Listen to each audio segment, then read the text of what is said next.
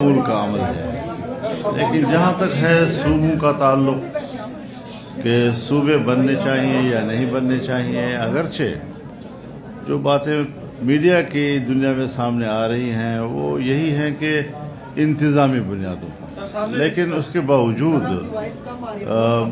یہ ضرور دیکھنا پڑے گا کہ کیا یہ زمین ہموار ہے اس کے لیے یا نہیں۔ اگر زمین ہموار نہیں ہے اور آپ نے صوبوں کو تقسیم کرنے کا فیصلہ کیا تو مختلف علاقوں سے مختلف رد عمل آ سکتے ہیں اور ملک کی وحدت پر اثر انداز ہو سکتا ہے۔ تو زمینی حقائق کو سامنے رکھتے ہوئے تجاویز سامنے لانے چاہیے، تمام پارٹیوں کو، سیاستدانوں کو، صوبے کے عوام کو، سب کو اس پہ اعتماد لینا پڑے گا۔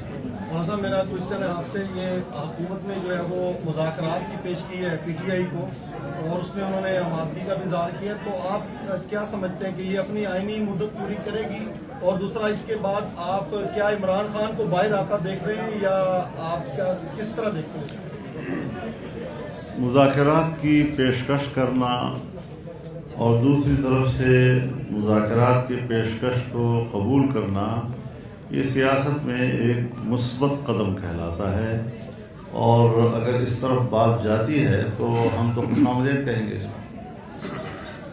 مولانا صاحب جس طرح یہ آج گزشتہ روز نجکاری ہوئی ہے پی آئی اے کی، کیا آپ سمجھتے ہیں کہ قومی اثاثے کو بیچنا چاہیے؟ حضرت میں کاروباری معاملات کو زیادہ جانتا نہیں ہوں، اس بارے میں کوئی سوال آپ کریں تو اس سے کریں جو پیسے کے کاروبار اور اس حساب کتاب کو جانتا ہو، میں اس حوالے سے کوئی زیادہ ایکسپرٹ نہیں۔ مدارس ایکٹ کا معاملہ ہے اور دوسرے بھی آپ کے مسائل ہیں، حکومت نے آپ کے مسائل کو حل کرنے کے لیے کہاں تک پیش رفت کی؟ کیا مدارس ایکٹ ہے اور دوسرے بھی آپ کی جماعت سے جو مطالبات پیش کیے جاتے ہیں تو حکومت کے ساتھ تک مخلص ہے؟ دیکھیے، اس حوالے سے تمام مکاتب فکر کے علماء کا اجتماع ہوا اور مجلس اتحاد امت کے پلیٹ فارم پر ہوا، جس میں اس بات پر تشویش کا اظہار کیا گیا کہ مدارس کی رجسٹریشن کے حوالے سے ہر چند کے قومی اسمبلی اور سینٹ میں قانون پاس ہو چکا ہے، لیکن نہ تو وفاق کی سطح پر اس پر کوئی عمل درآمد ابھی تک ہو رہا ہے اور نہ صوبوں میں ابھی تک قانون سازی ہو رہی ہے۔ ضروری ہے کہ صوبوں میں قانون سازی ہو اور اس کو امپلیمنٹ کیا جائے، دیانتداری کے ساتھ کیا جائے۔ یہ نہیں کہ اگر ہم نے فراخ دلی کا مظاہرہ کرتے ہوئے یہ جو وزارت تعلیم کے تحت ایک ڈائریکٹریٹ ہے مدارس کا، اس کے آپشن کو قبول کر لیا ہے، تو اب آپ مدارس کے ہاتھ مروڑ کر ان کو کہیں کہ نہیں، آپ نے سوسائٹی ایکٹ کے تحت رجسٹر نہیں ہونا، وزارت تعلیم کے ڈائریکٹریٹ کے تحت ہونا ہے۔ تو یہ جو انتظامیہ اور بیوروکریسی اس طرح کے علماء کرام کے اور مدارس کے محترمین کے ہاتھ مروڑتی ہے اور جبر کرتی ہے، تو ظاہر ہے کہ کہیں سے اوپر سے ان کو ایک پالیسی ملتی ہوگی، ان کو کچھ اشارے ملتے ہوں گے جو انتہائی نامناسب ہے۔ یہ تو مدارس ہیں، پورے ملک کے نمائندگی کرتے ہیں، تعلیمی ادارے ہیں اور عالمی سطح پر ایک واحد دینی مدرسہ ہے جس کی رینکنگ جو ہے وہ عالمی سطح پر ٹاپ پہ ہے، اور آپ کے گاؤں گاؤں محلے محلے میں لوگوں کو تعلیم دے رہی ہے اور مفت دے رہی ہے۔ رفاہی ادارے ہیں، کوئی فیس نہیں لیتی، الٹا لوگوں کے صدقات عطیات کی بنیاد پر وہ مفت تعلیم دیتے ہیں، مفت رہائش دیتے ہیں، روشنی مفت ہے، پانی مفت ہے، گیس مفت ہے اور کتاب مفت ہے، چارپائی مفت ہے، سب چیزیں ہم ان کو مہیا کرتے ہیں اور یہ تعلیم حاصل کرتے ہیں۔ تو ریاست کی سطح پر تو اس کی حوصلہ افزائی ہونی چاہیے تھی، لیکن عالمی ایجنڈے کے دباؤ میں ہماری ریاست بھی وہ ان اداروں پر دباؤ ڈالتی ہے اور ان کی حوصلہ شکنی کرتی ہے۔ سر اس کے حوالے سے کیا کہتے ہیں کہ یہ آپ دیکھ رہے ہیں کہ یہ صدارتی نظام کی طرف حکومت جا رہی ہے؟ دیکھیے، صدارتی نظام پاکستان کی تاریخ میں ناکام ہو چکا ہے اور اس کی ناکامی کے بعد باقاعدہ ملک کے اندر تحریک چلی، پھر تحریک کے نتیجے میں تمام سیاسی جماعتوں کے مذاکرات ہوئے، ایوب خان کے ساتھ ہوئے، بالغ رائے دہی کی بنیاد پر ووٹ کا حق اور پارلیمانی طرز حکومت، یہ دو مطالبات انہوں نے رکھے جو تسلیم کر لیے گئے تھے۔ ہرچند کہ جناب ذوالفقار علی بھٹو صدارتی طرز حکومت کے قائل تھے، لیکن جب آئین بنا تو عبوری آئین میں مخلوط نظام بن گیا کہ وفاق میں صدارتی طرز حکومت تھی اور صوبوں میں پارلیمانی طرز حکومت۔ لیکن جب باقاعدہ آئین بنا اور بھٹو صاحب کے پاس 2/3 اکثریت موجود تھی، لیکن اس کے باوجود انہوں نے تمام صوبوں کو اعتماد میں لے کر پارلیمانی طرز حکومت اور بالغ رائے دہی کی بنیاد پر ووٹ کا نظام قائم کیا، آئینی طور پر تحفظ دیا اس کو۔ تو جہاں پر اس وقت میں سب سے بڑی جماعت اور ایک مقبول لیڈر وہ حالات کو دیکھتا ہے تو فیصلہ کرتا ہے کہ نہیں، ہرچند کے پاکستان کے 23 سال یا جتنے بھی صدارتی نظام میں گزرے ہیں، لیکن اب پارلیمانی نظام میں وہ کا مطالبہ ہے، سو آئین بن چکا ہے، روز روز آئین کو کھلواڑ کیوں بنایا جاتا ہے؟ مولانا میرا آپ سے یہ سوال ہے کہ جب 26ویں آئینی ترمیم ہوئی تھی تو آپ کی جو کاوشیں تھی اس کی وجہ سے کچھ ترامیم اس میں سے نکال دی گئی تھی، اب ان میں سے کتنی ترامیم اس حکومت نے دوبارہ 27 امینڈمنٹ میں ایڈ کر دی ہے ان میں سے؟ اور دوسرا یہ ریومر ہے کہ جو پارلیمنٹ کی مدت ہے اس میں 2 سال کی ایکسٹینشن دی جا رہی ہے اس کو، اگر وہ ایسا کرتی ہے چونکہ اب ان کے پاس 2/3 میجارٹی ہوگی تو آپ کا کیا رد عمل ہوگا؟ قانون سازی اور آئین سازی میں بڑا فرق ہے، قانون میں ترمیم اور آئین میں ترمیم اس میں بڑا فرق ہے۔ جتنا آپ کا دستاویز مضبوط اور مستحکم ہے اتنا ہی اس میں رد و بدل کرنے کی شرائط بھی سخت ہوا کرتے ہیں۔ قرآن کریم ایک ابدی دستاویز ہے ہمارے پاس، مجال ہے کہ قیامت تک اس میں کسی ایک حرف کی تبدیلی کی بھی کسی کو اجازت نہیں۔ اس کے بعد حدیث کا درجہ آتا ہے تو اس میں بھی کتنے احتیاط کے ساتھ چلنا پڑتا ہے تاکہ کسی حدیث پہ زد نہ آئے، کوئی ہم اپنی طرف سے بات نہ کر لیں۔ اسی طرح ملکوں کے اندر جب ملی میثاق بنتے ہیں تو اس کے آئین کی صورت میں بنتے ہیں، سو آئین اس وقت ملک کے اندر متفقہ موجود ہے۔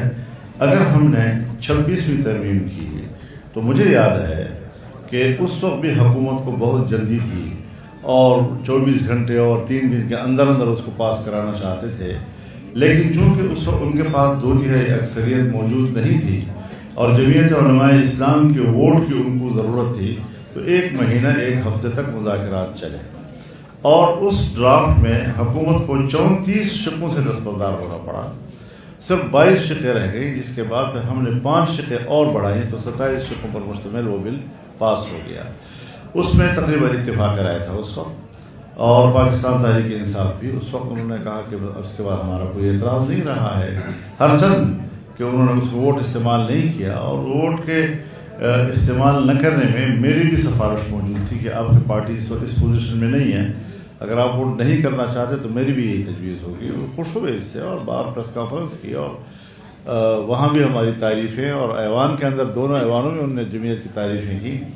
لیکن اب جب 27ویں ترمیم آ گئی تو ان کے پاس 2/3 اکثریت موجود تھی، مطلب یہ کہ 1 سال کے اندر اندر انہوں نے کتنے لوگوں کے ہاتھ مروڑے ہوں گے اور کتنے لوگوں کو بلیک میل کر کے خریدا ہوگا اور اپنی 2/3 اکثریت انہوں نے بنائی ہوگی۔ تو کیا ہم لوگوں کو اور نئی نسلوں کو کیا سبق دے رہے ہیں کہ ہم نے آئین کو کیا چیز بنا دیا ہے؟ تو اس سے متنازع ہو جائے گا آئین۔ میں سمجھتا ہوں 18ویں ترمیم بھی ہوئی تو سب نے اتفاق رائے کے ساتھ کی، اور اس اتفاق رائے کے نتیجے میں اگر کچھ چیزوں پر اختلاف رائے تھا تو بھی آئین کے حوالے سے ایک متفقہ آئین کا اصل چہرہ جو ہے وہ واضح ہو گیا تھا۔ اب پھر 26ویں ترمیم میں تو کوئی مسئلہ نہیں تھا، یا اگر مسئلہ ہے تو وہ یہ کہ ہر شہری کو یہ حق حاصل ہے کہ اگر آئین میں کوئی ترمیم ہوتی ہے یا قانون میں کوئی ترمیم ہوتی ہے اور اس کو کہیں اشکال ہے یا اس کے ذہن میں ابہام ہے تو وہ کورٹ میں بھی جا سکتا ہے۔ تو اگر کچھ لوگ کورٹ پہ گئے ہیں تو ابھی تو کورٹ بھی سماعت کر رہا تھا، جس حوالے سے بھی وہاں کوئی گیا ہے تو ابھی تو زیر سماعت تھا، تو ابھی 26ویں ترمیم عدالتوں کی سماعت میں ہے اور نئی ترمیم لائی گئی۔ پھر اس کے اندر جو چیزیں ہم نے اس وقت طے کی تھیں، ہم خود اس کے حامی تھے کہ ایک آئینی عدالت ہو۔ اب اس پہ ڈبیٹ ہو سکتی ہے، ہر شخص کی اپنی رائے ہو سکتی ہے، وہ کلامی ڈبیٹ ہو رہی ہے، دانشوروں میں اس پر ڈبیٹ ہو رہی ہے اور یہ ان کا حق ہے، لیکن ایک درمیانی راستہ نکالا گیا اور ایک آئینی بینچ تشکیل دیا گیا، اور پھر 1 سال کے اندر اندر آپ لوگوں کے ہاتھ مروڑ کر پھر ایک نئی ترمیم لے آتے ہیں. پھر اس میں جو استثناء دی گئی ہے، اس استثناء کا کوئی اسلام میں کوئی تصور ہے؟ رسول اللہ صلی اللہ علیہ وسلم نے تو خود صحابہ کرام سے فرمایا کہ کسی کا اگر میرے اوپر کوئی قرض ہے تو وہ چکا سکتا ہے. اب کون حضور سے کہے کہ میرا تیرے اوپر قرض ہے؟ لیکن ایک صحابی نے کہا ہاں میرا قرض ہے. کیا جی؟ کہ آپ نے مجھے لاٹھی ماری تھی کمر کے اوپر اور میں نے اس کا بدلہ لینا ہے. تو آپ نے کہا ہاں آپ کا حق ہے، مجھے بھی یاد ہے میں نے آپ کو لاٹھی ماری تھی. تو کہا مارو. تو صحابی نے کہا کہ نہیں، آپ نے ننگی پیٹھ پہ مجھے مارا تھا. تو حضور نے بھی اپنی پیٹھ ننگی کی اور وہ لپک کر گیا، لپٹا اس کے ساتھ، چومتا رہا. تو اس نے کہا جی میں نے ساری چیزیں اس کے لیے کی کہ میں آپ کے جسم مبارک کو چومنا چاہتا تھا. لیکن حضور نے تو اپنے آپ کو مستثنا نہیں رکھا.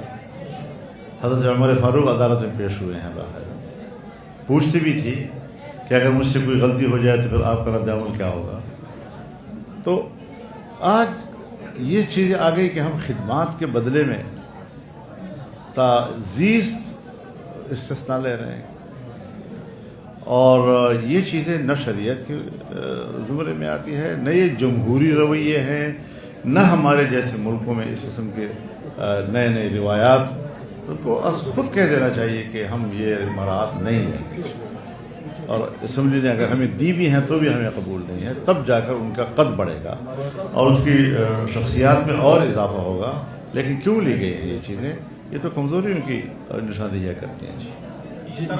جی محترم، آپ کا یہ جو دورہ ہے یہ تنظیمی دورہ ہے یا کہ آپ دوبارہ تنظیم کو فعال کر رہے ہیں اور 2026 جو ہے اس کو الیکشن کا سال دیکھ رہے ہیں؟ میں آپ کے ساتھ ملاقات کرنے کے لیے آیا ہوں. سر آپ نے ہمیشہ جو ہے وہ اسمبلیوں میں، ایوانوں میں جمہوریت کے لیے آواز اٹھائی ہے، آواز بلند کی ہے. تو آپ کیا سمجھتے ہیں کہ ہر بار تقریباً 3 سال کی یا 2.5 سال کی حکومت آتی ہے تو کچھ لوگ آ کے پریس کانفرنس کرتے ہیں اور کہتے ہیں ہمارا سیاست سے کوئی تعلق نہیں ہے. تو آپ کیا سمجھتے ہیں کہ اسٹیبلشمنٹ کو سیاست سے الگ ہونا چاہیے مکمل طور پر، یا آپ اس کو کیسے دیکھتے ہیں؟ دیکھیے، سیاست سے تو کوئی انسان بھی لا تعلق نہیں ہوتا. بادشاہتوں میں جو حکومتیں ہیں کیا وہ سیاست نہیں ہے؟ ڈکٹیٹر اگر کسی ملک پر حاکم ہے تو کیا وہاں سیاست نہیں ہے؟ کوئی شہری جہاں بھی بیٹھتا ہے وہ ملک کے معاملات پر ڈسکس کرتا ہے، بات کرتا ہے، دلچسپی رکھتا ہے کسی کی ایک پارٹی کے ساتھ، کسی کی دوسری پارٹی کے ساتھ. تو ملک کے بارے میں سوچنا تو اس کے جو بلند ترین کردار ہے سیاست کا وہ حکومت کرنا ہے. حکومتیں جو ہے ملک کی تدبیر کرتی ہیں، اس کا انتظام کرتی ہے، اس کی معیشت کا نظام کرتی ہے، اس کے امن و امان کا نظام کرتی ہے، اور یہ سب سیاست ہے. تو جو ہمارے ادارے ہیں، ہاں ہمارے اس دور میں ادارے تقسیم ہیں اور ہر ادارے کا اپنا ایک دائرہ اختیار ہے. تو اگر اپنے دائرہ اختیار تک کوئی محدود رہنا چاہتا ہے تو ہم خیر مقدم کریں گے. سر، پنجاب حکومت نے علماء کرام کے لیے ایک وظیفے کا اعلان کیا، اس کے لیے باقاعدہ درخواستیں بھی لی گئی ہیں. جیسے آپ نے ابھی کہا کہ جو مدارس ہیں وہ ہم اپنی انتظام کے تحت چاہتے ہیں. اگر پنجاب حکومت اس طرح کو مدد کرنا چاہتی ہے تو کیا سمجھ لگے گی؟ کس مد سے کرے گی؟ مد کیا ہے؟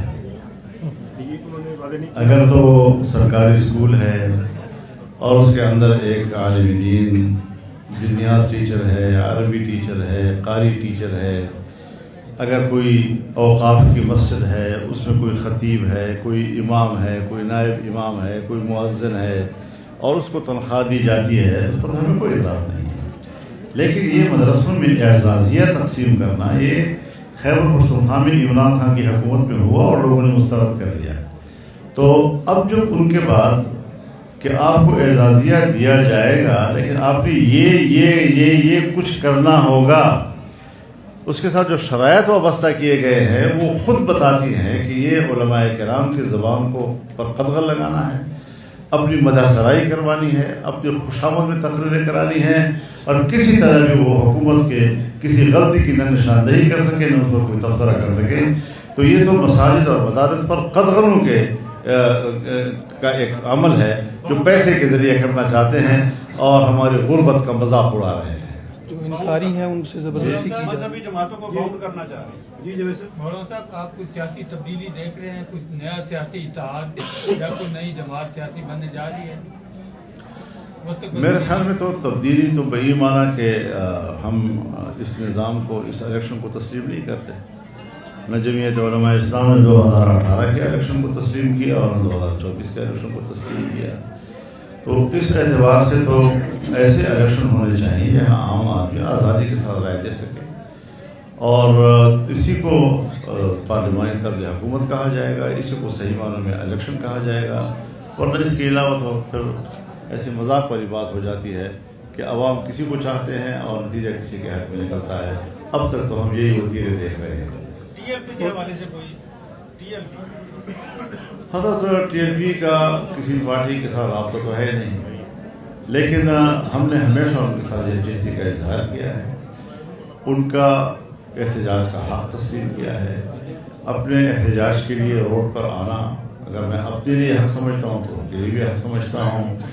اور باقی وہ الگ اپنی سی پارٹی ہے, وہ اپنی پالیسیاں خود بناتی ہے, تو ان کی کچھ پالیسیوں پر اسٹیٹ کو اعتراض ضرور ہے, لیکن ہم ایک کارکن کی حیثیت سے کسی پارٹی پر پابندی لگانا یا ان کے احتجاج کے حق کو کا انکار کرنا یہ نہیں کرتے.